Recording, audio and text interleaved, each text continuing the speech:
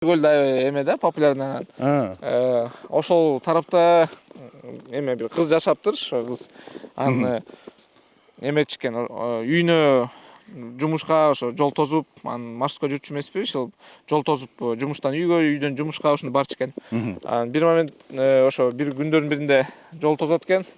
Жол тозгондо киши ошо алып алып, зордуктап, өлтүрүп, анан ошо көмбөй эле ошо Кескенбел деген жакта бир жерлерге жөн эле денесин ырытып салат экен. Анан ал болсо эмеге жанакы злой дух деп коет го, злой духка айланып, ошо жаман ойлору бар, жаман ниеттери бар адамдар болсо, ошолордун эмесине башына кирип, билбейм же көрүнүппү, мындай кырсык кылдырчу экен да машиналарды, авария кылып. Өчүн алат турбайбы? Ушуну өчүп алып. Анан ошол ойдон денеси табылбай ошол жакта калып калган деп айтышат да. Маршрутка болсо анда бул жакынкы арадагы эле эме турбайбы? Маршрутка эмес, жол тозуп ушинтип эметкен экен да. Жакын эле арада, жакын эле арада. Анан күйөө эме кыз күйөөнүн дагы эмеси кызыктуу болду.